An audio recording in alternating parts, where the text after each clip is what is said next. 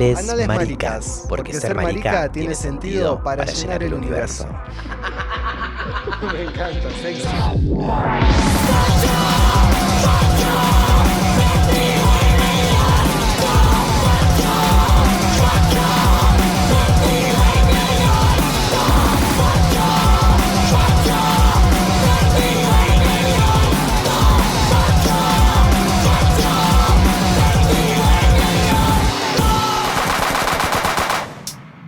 Esto es Anales Maricas, un podcast donde vas a escuchar historias de vidas abyectas, desviadas, al margen pero siempre visibles. Por momentos aterradoras pero también hermosas, empoderantes, desafiantes. Historias de vidas mariconas que en distintos momentos y en distintos lugares sacudieron el status quo hegemónico, que afirma cómo una tiene que ser, cómo una tiene que vestir, hablar, coger, cómo una tiene que vivir. Las personas entrevistadas fueron elegidas porque nos parece interesante su existencia, su estar en el mundo. Nosotras las incluimos arbitrariamente, y no tanto, en un universo marica imaginario, y no tanto. Con sus relatos van tejiendo una trama que de alguna manera nos conecta a unas y a otras, a las de más acá con las de más allá.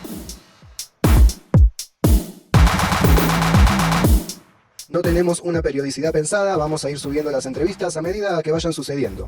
Así que estate atente al canal de Spotify, que esperemos con el tiempo se vaya transformando en una especie de mini archivo, que junto con otros archivos ya existentes armen un registro de nuestras historias, en plural, porque si queremos cambiar la historia, empecemos porque no sea una sola. No te olvides de seguirnos, compartir con tus amigas y si pensás que alguien tendría que ser parte de estos anales maricas, escribinos al mail que aparece más abajo. Y ahora sí, arranquemos.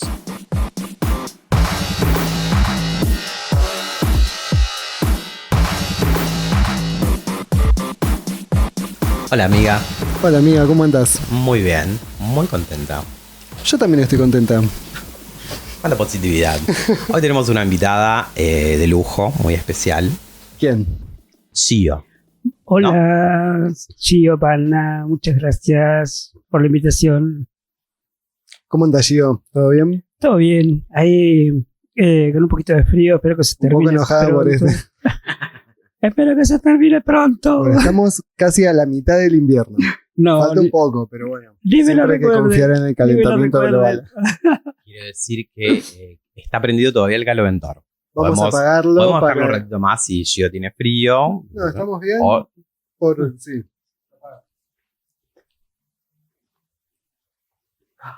Ahí estamos. Mejor. Sí. Bueno, les contamos a quienes te estén escuchando que invitamos a Gio a Anales Maricas porque es una amiga, compañera, activista de acá de La Plata. Hacemos muchas cosas juntes. Nos interesa mucho y además con Ale no conocemos la mayor parte de su vida, así que todo va a ser una sorpresa y la vamos a descubrir con todas ustedes. Como siempre, podemos arrancar por el principio de estos anales maricas, que es, ¿dónde naciste, Gio? Bueno, no sé bien. En un papel dice que nací en Guernica. Creo que no había otro lugar para aterrizar, así que me hicieron el papel ahí. Hoy, en ese momento era como partido de San Vicente, pero ahora como que se independizó, una cosa así. En realidad no sé ni bien, porque tampoco creo que es Guernica, sino que es Presidente Perón. O sea, está todo una Tiene un medio nombre. nebulosa. Provincia de Buenos Aires. Algo así, sí. ¿Y hasta qué edad viviste ahí? Hasta los 3 años y medio. Porque estuve en un hogar. Porque con mis otros hermanitos, hermanitas, mamá le gustaba más la joda que la vida. Y bueno, en un momento la justicia, comilla, nos entrega a un hogar de niñas. Vos acá, tenías 3 años ahí. Sí, 3 años y medio. Bueno, en esa época no había esto de respetar el grupo de hermanitos y qué sé yo. Así que terminamos 1 para acá, 2 para allá, 5 para este lado. Y Más o menos qué año es. Y estamos hablando 1970. Ah, Mitad de 1970. ahí caemos en un hogar y, y se empiezan a hacer, que no sé, como nunca pregunté eso, cómo es que estamos a disponibilidad de que nos adopten. Es muy loco eso de cómo nos apropiamos de las infancias, ¿no? Claro. Sus vidas, sus destinos. Pero bueno. Ese hogar quedaba en Guernica, no, ya. No, es en Citibel, Los Grillitos. Yo estuve averiguando para encontrar a mis padres biológicos, mi madre biológica, y bueno, no los pude encontrar. Sí, el resto de mis hermanos. ¿Cuántos son? Y son 5. 5 más un hermanito, Marcelo Javier, que no encontramos ninguna data. Averiguando sobre mi estancia en el hogar, me acerqué al registro de las personas y ahí me atendieron re bien porque muchas personas de las que trabajan ahí son hijos, nietos desaparecidos y la tienen muy clara en ese tema y la verdad que son re cuidadosos. Eso fue como un montón para mí porque me ayudó muchísimo. Y lo que me acuerdo que me dijeron que en dictadura, a partir del año 73, cuando empieza 74, que había empezado la AAA y todo eso, que también apropiaban niñeces en los hogares, porque como que se había armado como, no sé, negocio. Claro, un circuito ahí. Un circuito de... y entonces entraban a los hogares, llevaban los pibitos y con su documentación. Y es por eso que no puedo encontrar a mi hermano, Marcelo Javier. Sí.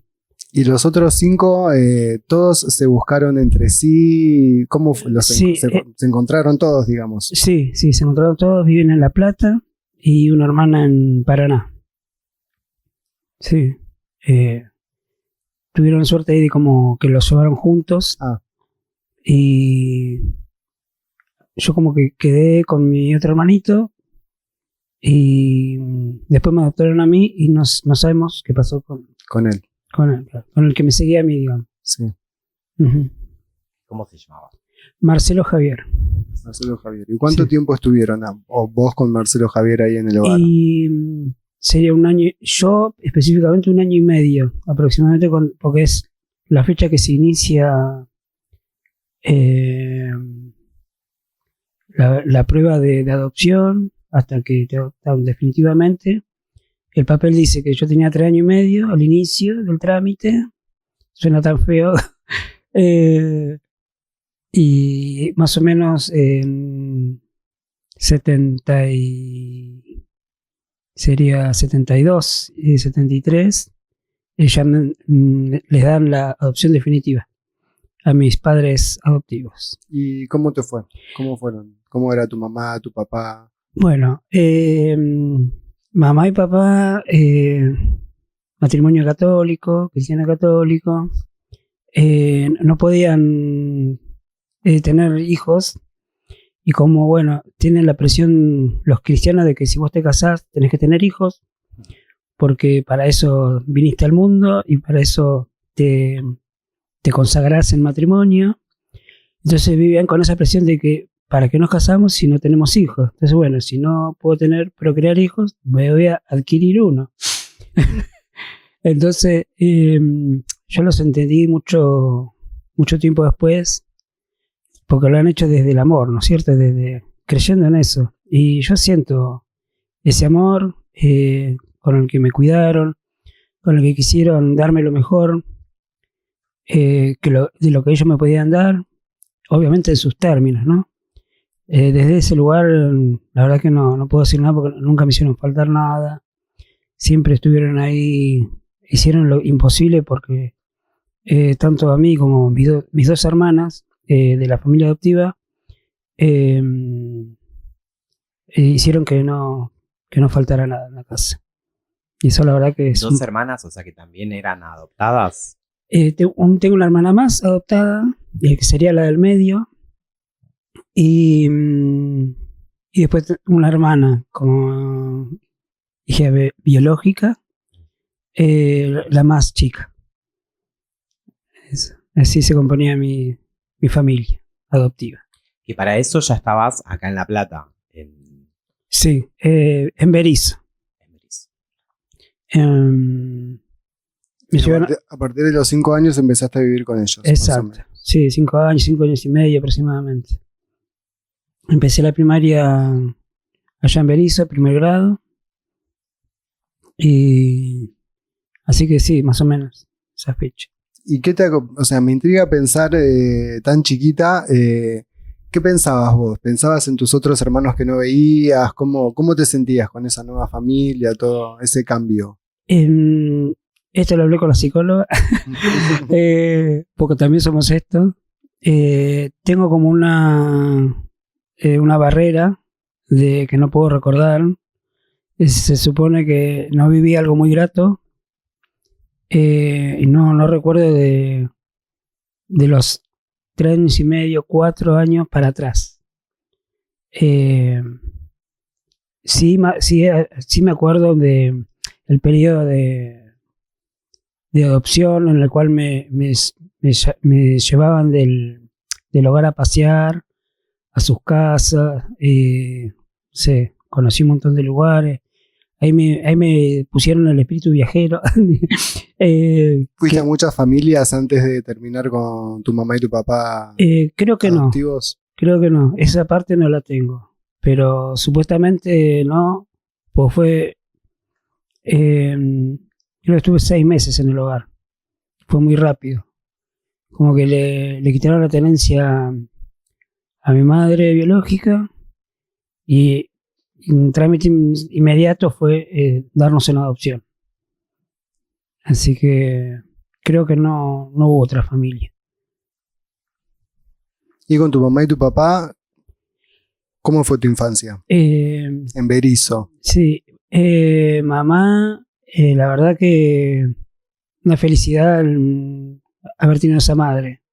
Hija de italianos, familia italiana. Profesora de cocina, así que tuve esa suerte, digo, porque y más allá de eso, lo amorosa y dedicada que fue para conmigo y para mis otras hermanas. ¿Profesora de cocina en dónde? ¿Lo hacía como independiente o daba clases en algún lugar? En casa, para las madres del barrio. Sí.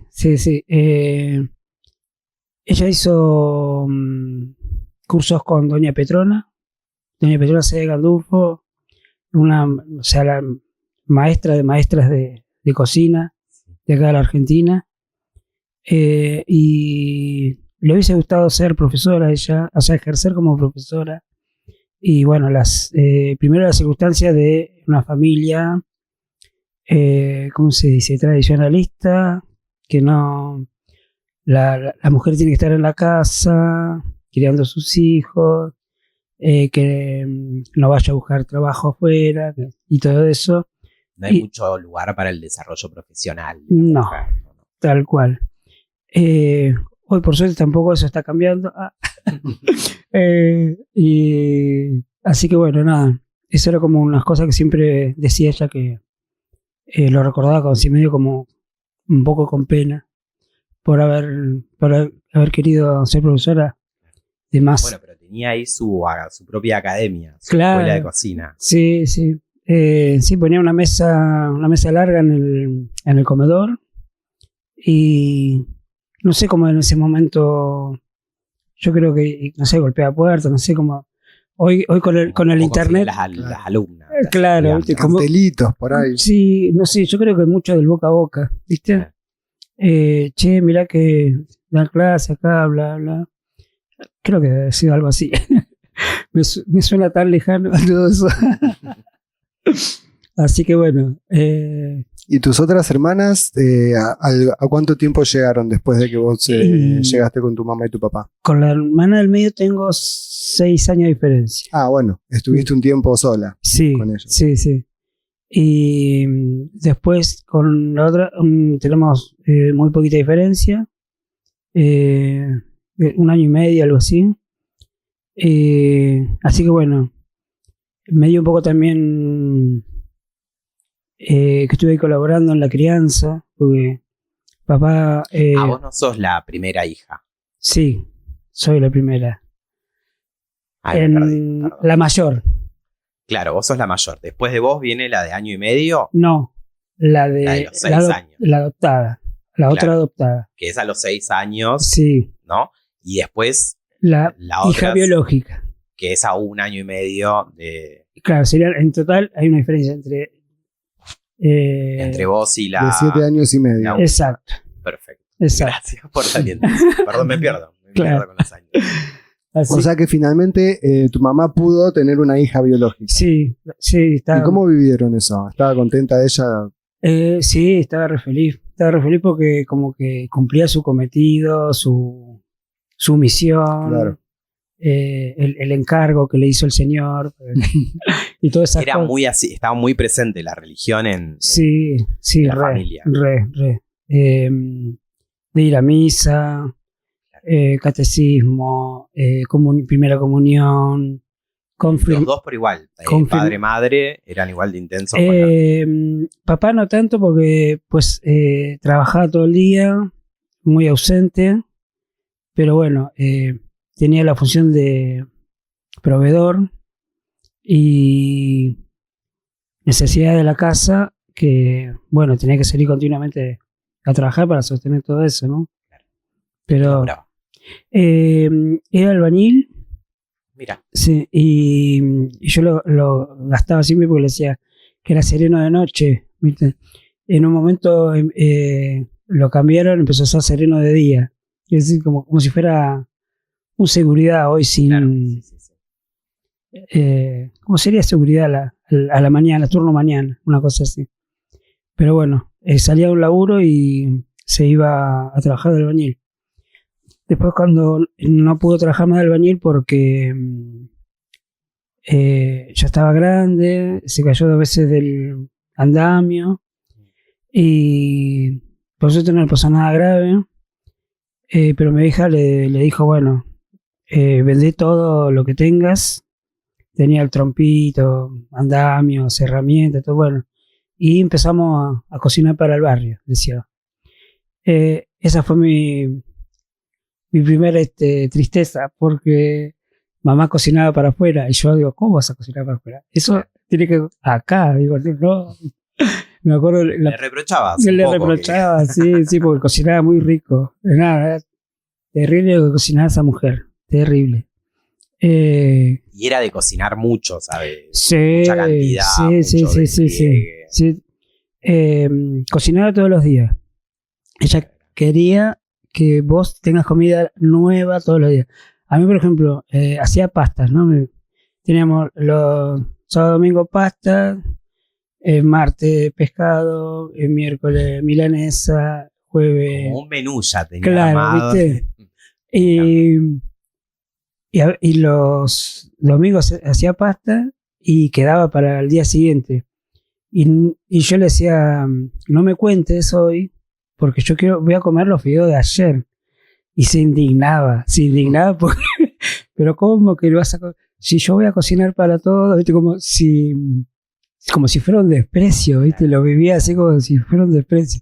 Y era de cocinar, ¿cómo era la comida en sí misma? ¿Era un solo plato o, No, o no, había no. cositas? No, sopa, ponele Arrancaba con sopa. sopa, ¿viste?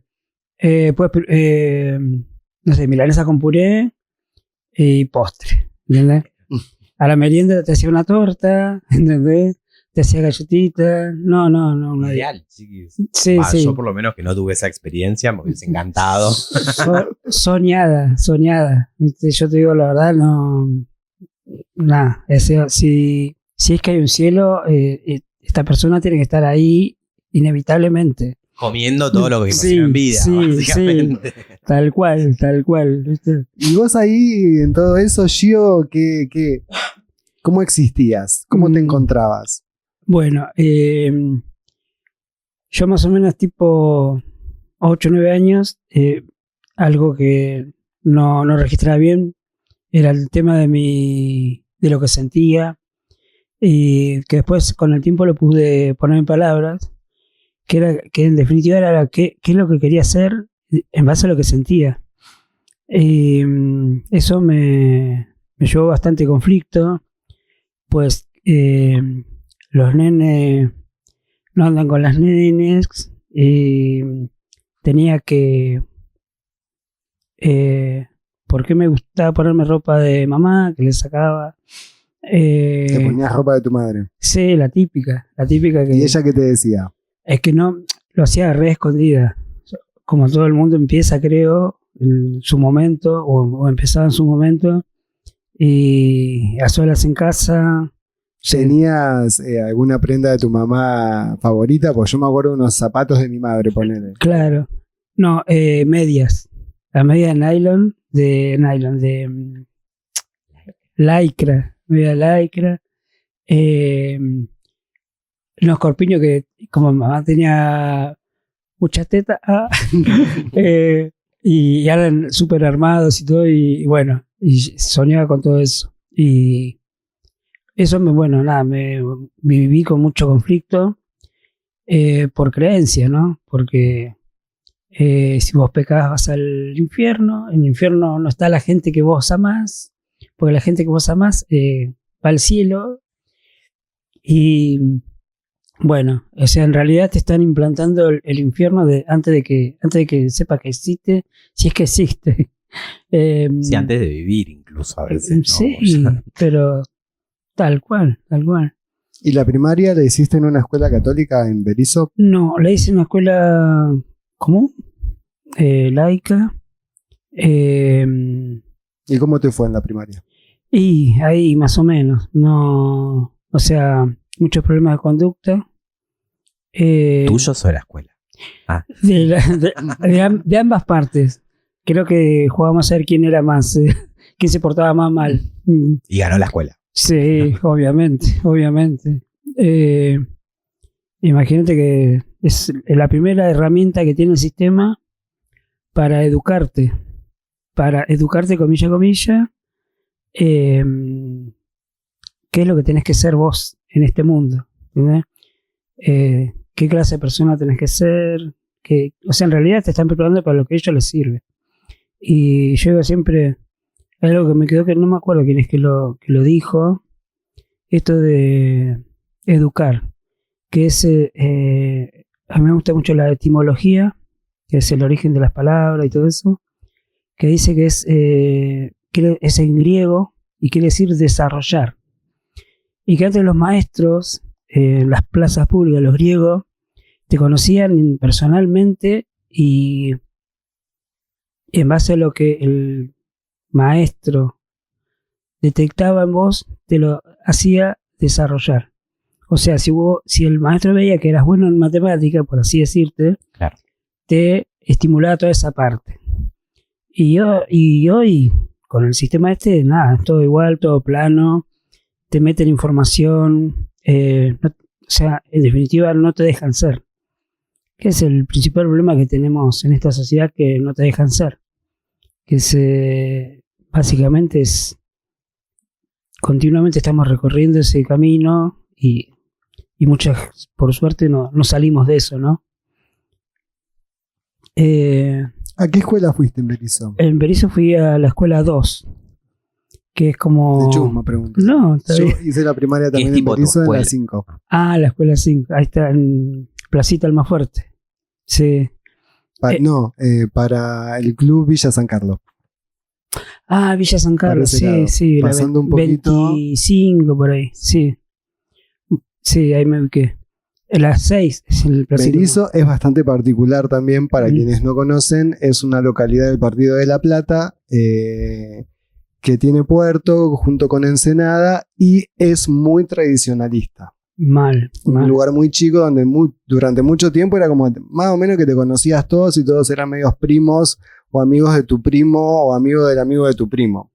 Tal cual, sí. No deja de ser un pueblo. Hoy día no deja de ser un ¿Te pueblo. gusta a vos? ¿Te gustaba Berisso? En un punto sí, pero esto de ser tradicionalista hace que no se abran a estas cosas como de cambiar, ¿no es cierto? De ver otras formas, de ver otras cuestiones y no se salen de ahí. Entonces, yo, pueblo chico, infierno grande. Lo que, qué sé yo, y se expresa en la mayoría de las personas que queremos ser, nos vamos de Berisso, porque no te dejan ser. Hay mucho, un dato lamentable que tiene Berisso es que tiene índices altos de adolescencia con tendencia suicida.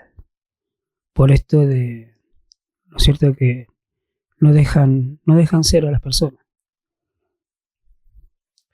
Recién cuando hablabas de estos primeros momentos donde jugabas con la ropa de tu madre, o te vestías, en realidad yo pensaba que en plan, medio si era eso en plan, no sé, como un juego, o vos hablabas como un poco una conciencia en relación a el no deber hacer algo, ¿no?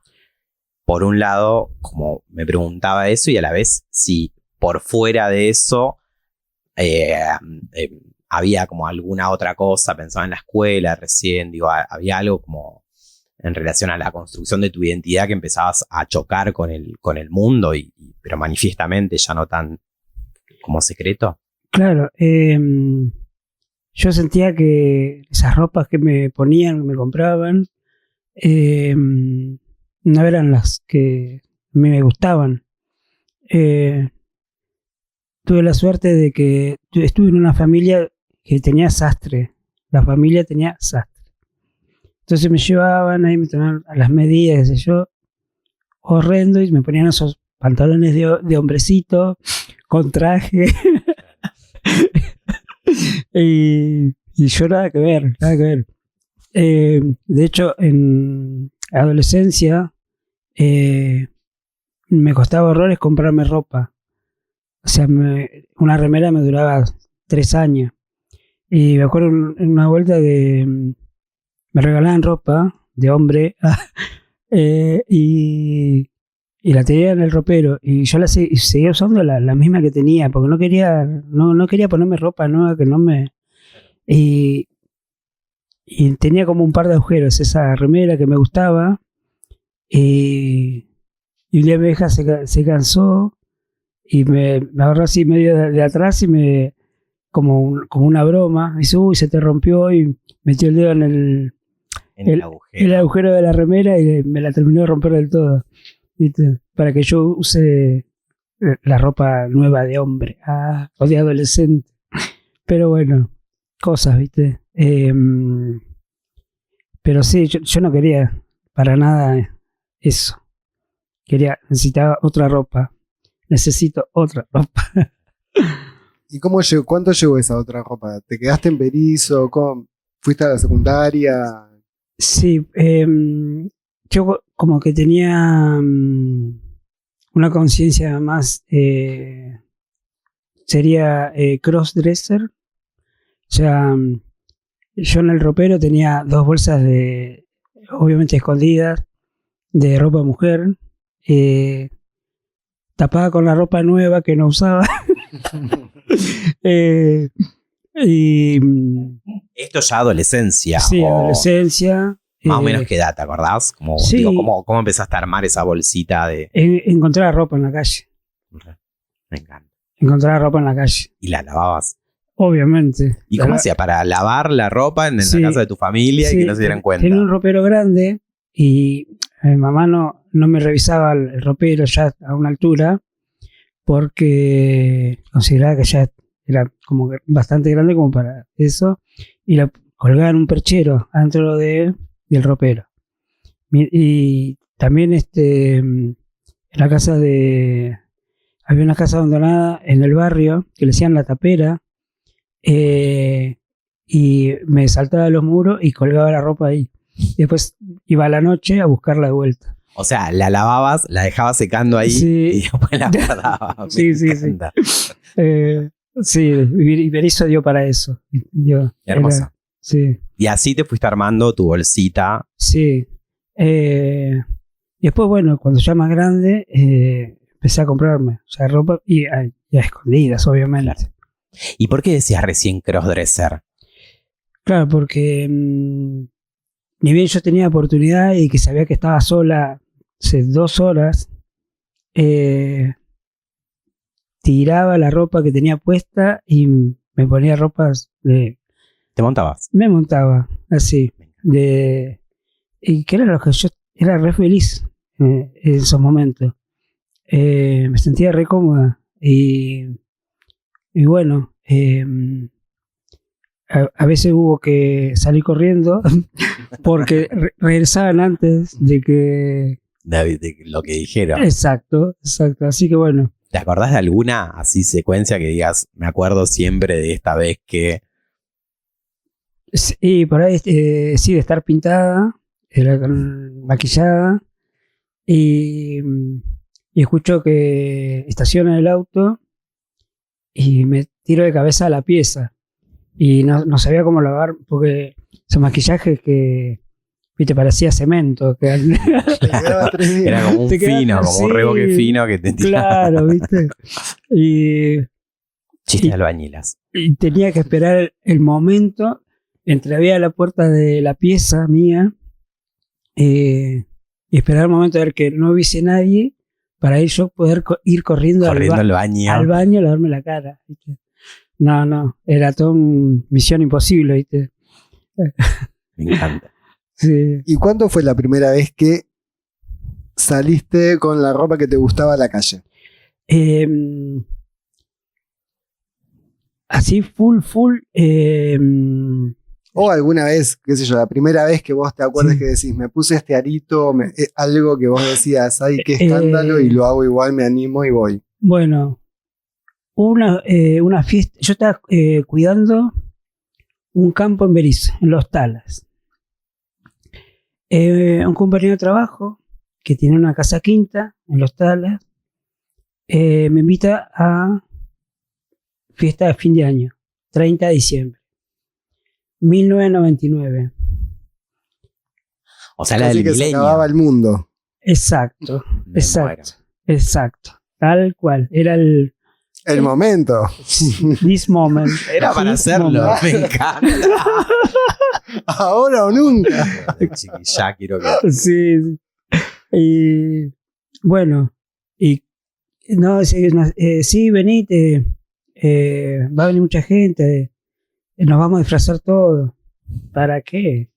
Claro, ustedes se iban a disfrazar, yo no me iba a disfrazar, yo iba a ser quien soy.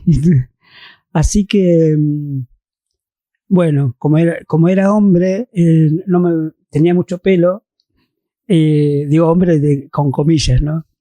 Entonces, Hombre en cursiva, podemos. claro. Así que bueno, me conseguí espuma de afeitar y me afeité todo el cuerpo. Me afeité, tardé, El 0 al 100. O sea, pasaste como... sí, desde la cara hasta los pies y tardé como 3 horas. Sola. Sola, en el medio del campo, porque en el donde cuidaba, o sea, imagínate que de la ruta a la casa había 1800 metros. La casa más cercana que tenía era a 800 metros. O sea que estaba sola de toda soledad. O sea, como 3 horas tuve para afeitarme toda. Bueno, la típica, minifalda, musculosa y camperita finita y tacos. ¿Peluca? No, usted tenía más o menos el pelo ahí que la dibujaba un poco, ¿viste? No era ni corto ni largo, Pero ahí, Pero zafaba. sí, zafa. Maquillada. Maquillada. Y cuando llegué, los ojos como dos huevos fritos todos. Y ¿A dónde trabajabas? en ese momento trabajaba en biblioteca pública de la Universidad de Plaza Rocha. Los compañeros de ahí eran. Claro. Y bueno, pero aparte había mucha gente, porque este compañero tenía la concesión de una estación un estacionamiento del Colegio de Abogados. Y no sé si estoy dando mucha info comprometedora. Igual hace más de 2 años que pasó todo esto, así que Ya está Ya- todo, ya no- caducó todo. caducó todo. Solo vamos a dar iniciales. Claro. Y bueno, entonces fueron, por ejemplo, el equipo de fútbol de primera de la Villa San Carlos. Fueron con un gerente y su pareja del Banco Provincia. Ponele. Bla, bla, bueno, La creme de Berizo. ponele. Y no, lo que me sorprendió, pero los de la villa estaban como locos conmigo. Me Los jugadores. El los equipo jugadores de del fútbol. club. El equipo, sí, no. Te querían de porrista, de repente. Sí, ¿no? ¿Vos decís? Viste, vos así, pero esto es un disfraz, ¿viste? Le decía. Me revoleaban de acá para allá, como, ¿sabes qué? Estaba como bailando ahí. Sí, Y ese fue como el bautismo. claro, ese fue como el wow. ¿Y qué sentiste? ¿Qué sentiste cuando estabas llegando? 11 Antes de chongos te esperaban entrar. ahí. Sí, no. Mucha gente, había mucha gente, o sea, por ahí no. Me perdí medio en la gente. Después, cuando inevitablemente, como que siempre llama la atención, y ahí sí se fueron acercando, bla, bla. Pero yo tranqui, o sea, nada de. Entré como si fuera la vecina de al lado y hola, buenas noches, y sin ningún escándalo ni nada. Ahí justo te iba a preguntar eso. ¿Hiciste algún escándalo esa noche? O sea, algo que vos digas, hice esto que fue un escándalo. No, y por ejemplo, en un momento se hizo un sorteo, qué sé yo, y le agarré el micrófono y le dije a mi compañero, no sé qué chiste había hecho, qué sé yo, y le digo, dale vos, que estás raro por el tema. Porque había que poner plata para bebida y qué sé yo. Le dije, pero yo no voy a poner plata porque vos me debes 50 de la otra noche, le dije. Imagínate todos, viste, cagándose de Pensando, risa. sí. Pero bueno, ellos le dijeron como se reían como el chiste y nada, eso. Así que, Y después de eso, y después, bueno, ya como no hubo vuelta atrás, sí hubo. ya era el 2000 para eso, ¿no? Claro, 2000. Pero. Ya 2000, vos más grande, ya trabajando. Sí. Lo que sí, como que seguía teniendo esa presión cristiano-católica de permitir esa presión y esa opresión en mi cabeza. Y como que recién 2007, como ya un vaquero ajustadito, una remerita un poco más, que yo la cortaba con, o sea, trataba de ahí jugar con los límites, ¿viste? Es decir, no sé, me acuerdo una vuelta que mi viejo me vio con los vaqueros chupina y me mira así y me dice, ya tenés que cambiarte ese vaquero ese porque te queda chico, me dice. Y yo pensaba para adentro, no, papá, no me queda chico. Es así, me Claro. marca el culo. Claro.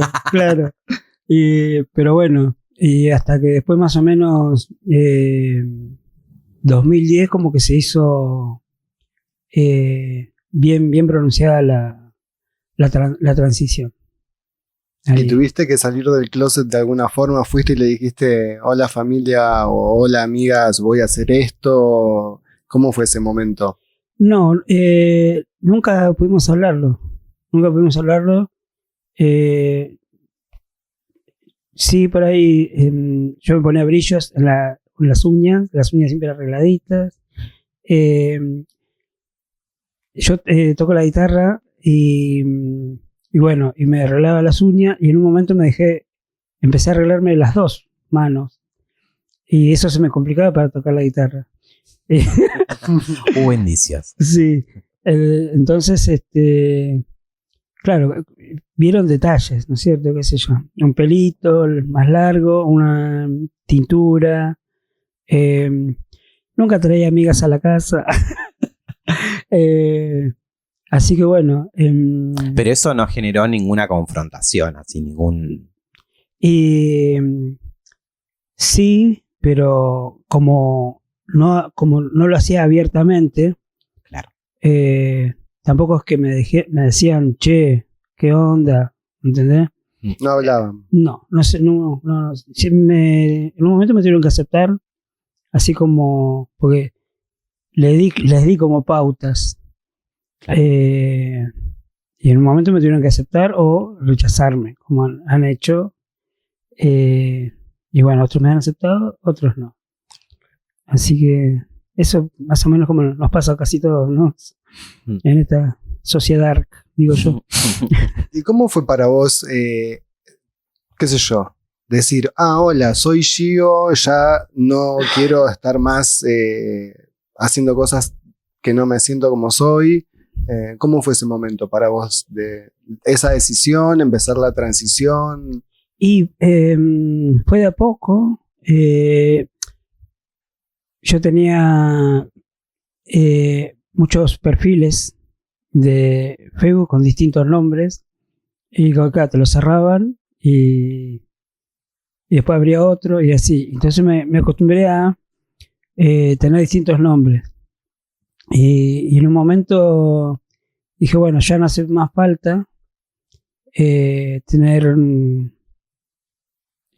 nombres de ficticios que no me representaban de alguna manera. Y ahí empecé realmente mi nombre, ¿no es cierto? Y bueno, tuve una profesora con la que hice la carrera de diseño de indumentaria. Se llama Giovanna y como que me dio el último impulso que necesitaba para yo llegar a la transición, digamos, definitiva, ¿no? Así que bueno, y bueno, Giovanna me gustaba mucho, y me gusta mucho, y así que adopté el nombre un poco en homenaje a ella que me dio ese último empujón que fue como muy necesario para mí. Mejor que mi psicóloga. ¿Y cuál fue ese empujón? O sea, ¿cómo fue? Y fueron charlas, porque entre medio del curso había huequitos como para charlar, así como mano a mano. Y claro, como que se dio cuenta. Y bueno, yo le empecé a contar también, porque me dio ese pie, esa tranquilidad de esto, de que conseguís una persona que te escucha. Sí, seguridad, confianza. Y bueno, después de mucho charlar así, como que me dio esas palabras que yo necesitaba escuchar para hacer la transición. ¿Fue la primera persona con la que hablaste así como abiertamente? Sí. La verdad que sí. Porque después con la psicóloga no nos entendimos mucho. Pues creo que era católica. Así que bueno. Y también yo no alcanzaba a despegar todavía ese tema de esa presión cristiana católica que haces con tu vida que no se le dedicas a Dios. Claro. ¿Viste? Así que bueno, eso básicamente. ¿Y terminaste la carrera de diseño en indumentaria? Sí, soy diseñadora de indumentaria. yo hago los dibujitos y ustedes arréglense cómo hacen el molde, cómo cosen, consíganme la tela.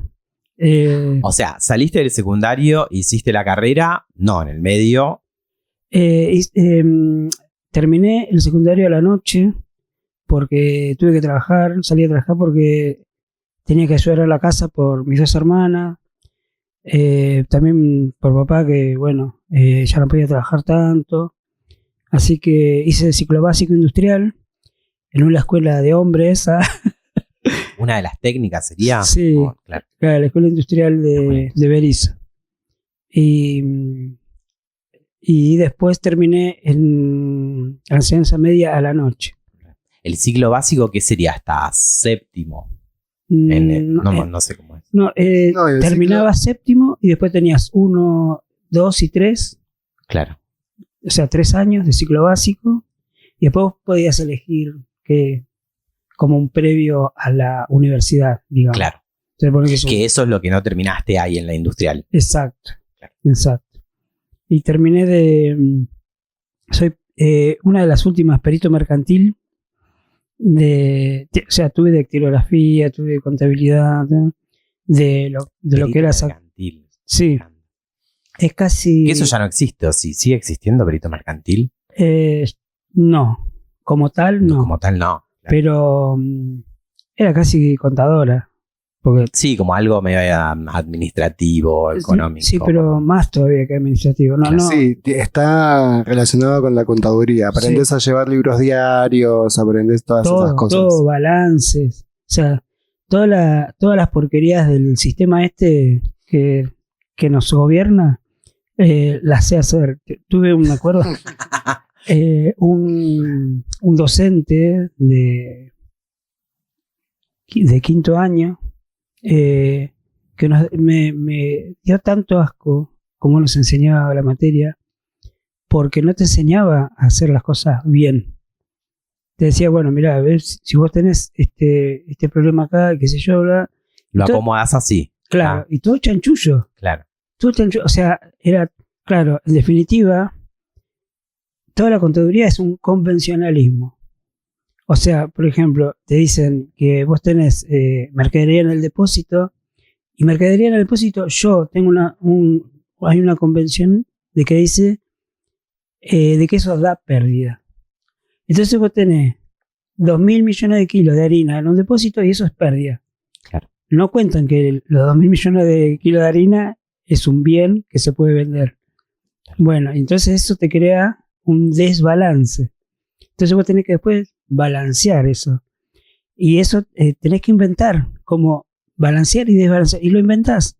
O sea, yo, no sé, los cheques del banco. El banco emite papel para darte el cheque. El banco dice, tengo un costo para emitir ese papel. Te lo tengo que cobrar. ¿Quién lo paga? Vos. El banco no gasta un peso en nada. En nada. Es todo robo. Si vos querés... Hay un escritor que dijo, si vos querés robar y que no se den cuenta, pues, fundá un banco. Fundá un banco porque nadie se va a dar cuenta cómo robas. Los horrores de la educación. Sí. Yo estudié en una escuela técnica y tenía en una de las materias, tuve a un profesor que era un arquitecto, que era un horror de persona, y me acuerdo una vez que entró al aula así, dando portazo, y no me acuerdo en el marco de qué, y nos dijo como, chicos, la salud va y viene, lo que importa es el dinero. Horroroso. Horribles personas estas. Sí. Y bueno, imagínate que esas personas son los que sostienen todo esto. Sí. Imagínate. Vos hiciste en la industrial entonces hasta el ciclo básico que decías, ¿no? Sí. Y me interesa saber qué trabajos hiciste cuando saliste de ahí. Porque saliste para laburar. Sí.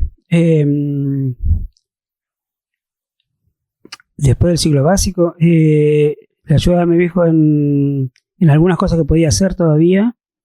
De albañilería. Albañilería. Hice cadete. Llevando trámites. Hice de moza. También.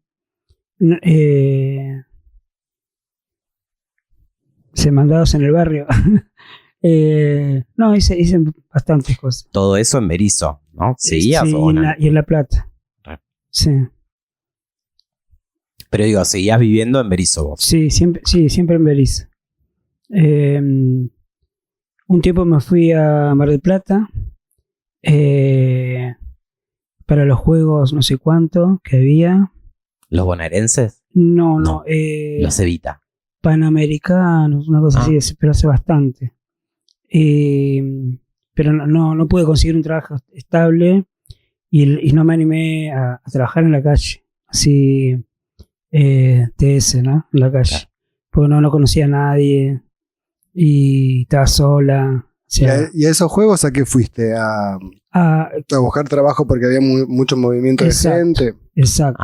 Yo pensé que había entendido que iba a participar de los Claro, juegos. bueno, Dije, me qué sé quedó la duda, Olímpica. entonces, bueno, No, era porque iba a haber movida de gente. temporada, digamos. Sí, iban a necesitar mucha hotelería, gastronomía, todo eso. Pero no bueno, funcionó ese plan. no funcionó, así que para alegría de mamá, sobre todo, y papá, me volví a Berisso. Y después enganché para trabajar en la universidad a los 20 años, 19, 20 años. Ya habiendo hecho No, esto antes de hacer la nocturna. Claro, sí, porque en ese momento no te exigían el secundario Claro. completo. Así que ¿Y qué hacías en ese trabajo? arranqué en agronomía. Me mandaron a ayudante de campo. Lo que se hace con las plantas de ellos, desde hacer surcos, Tipo jardinería. una cosa cortar así. pasto, todo ese tipo de tareas, digamos. Pero después me llamaron de Bellas Artes, porque también estaba anotada en Bellas Artes, y quedé en Bellas Artes porque ahí me habían dado, había pasado a planta permanente, porque habían renunciado un montón por el tema este de retiro voluntario, y necesitaban sí o sí gente en planta permanente. ¿Eso en qué año más o menos? Y fue la crisis de Alfonsín, Menem. Méndez.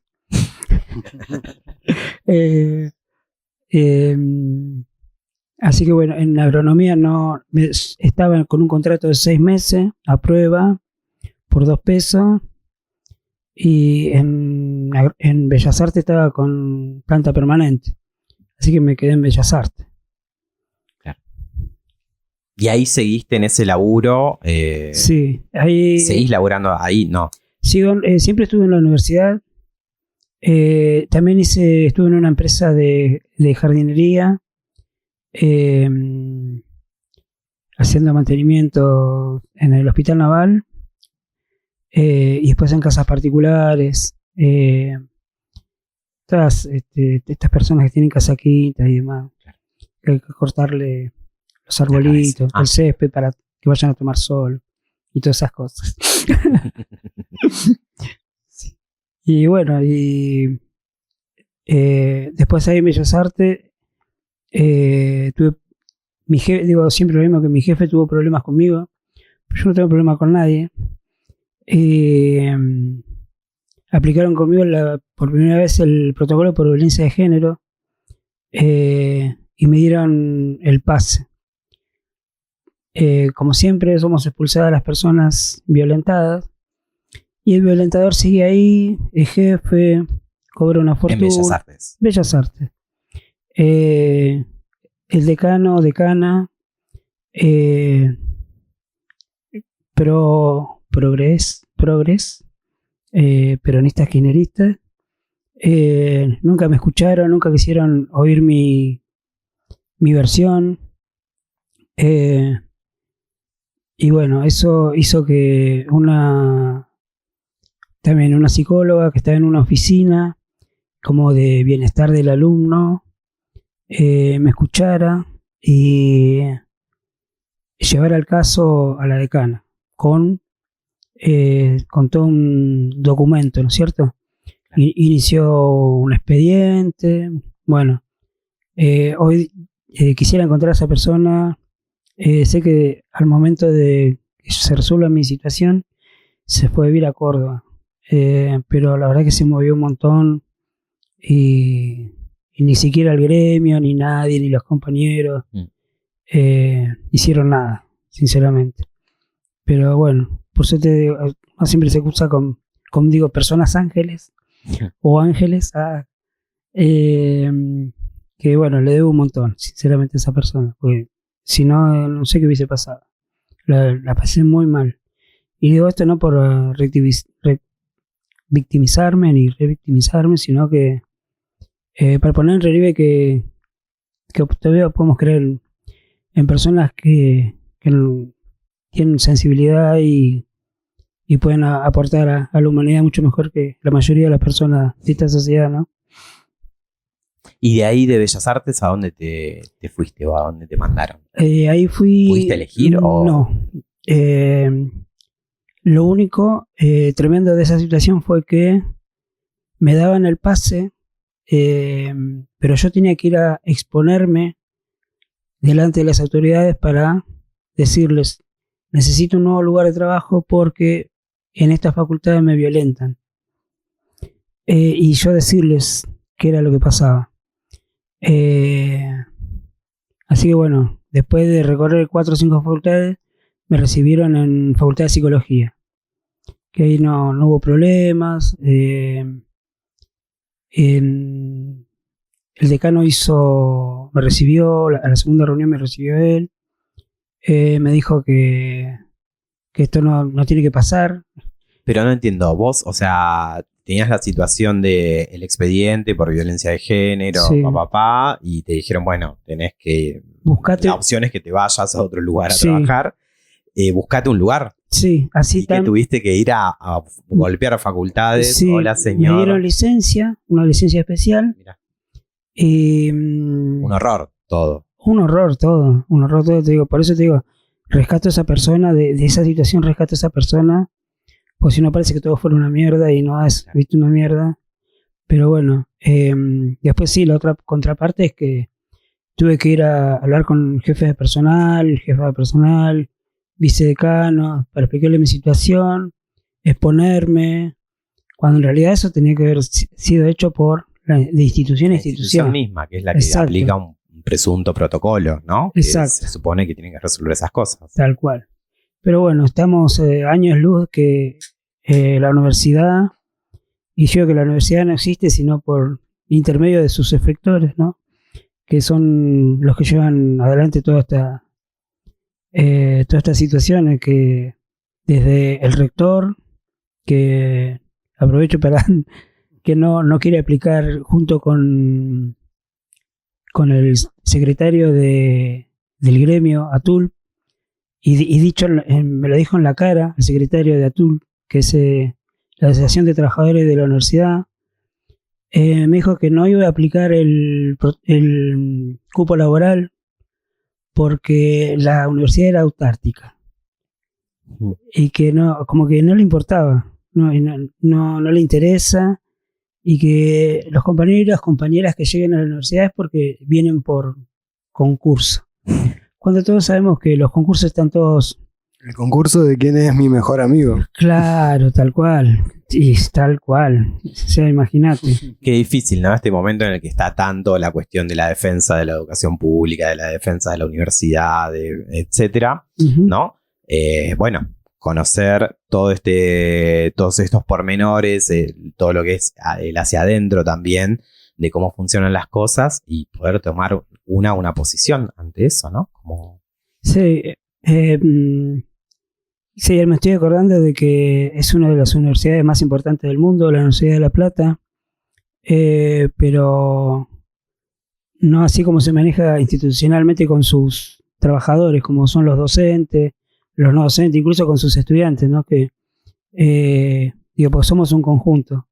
No existe la universidad porque solo hay docentes, no existe la universidad solo porque hay estudiantes, o no existe la universidad solo porque hay no docentes, sino porque es el conjunto de esos tres factores que hacen que la universidad exista, pero nada que ver a la propaganda que hacen de que somos la mejor universidad de Sudamérica, ¿no? Pero bueno, ¿qué va a ser? Contradicciones, ¿no?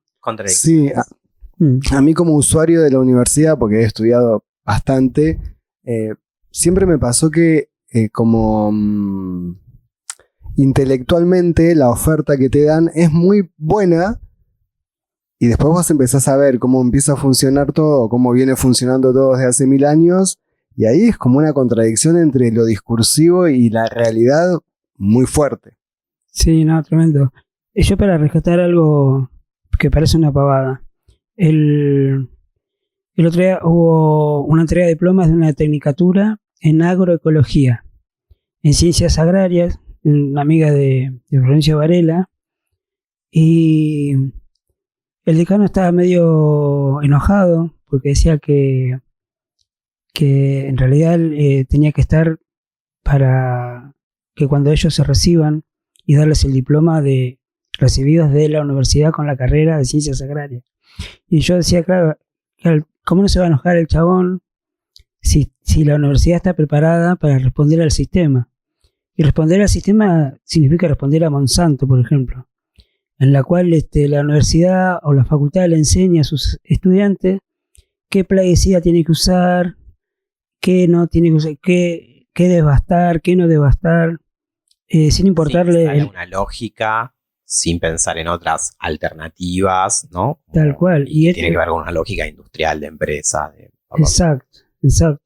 Entonces, claro, estaba vos imaginate que estas Monsanto y demás son empresas que como que de alguna manera te subsidian la carrera, ¿entendés? A los estudiantes. Porque después de ellos se nutren para mantener toda su industria asesina del planeta, ¿no? Entonces, digo, cuando te premian a la Universidad de La Plata, pensemos qué es lo que están premiando, ¿entendés? ¿Y qué es lo que estoy estudiando? ¿Estudiando para qué? ¿Para quién?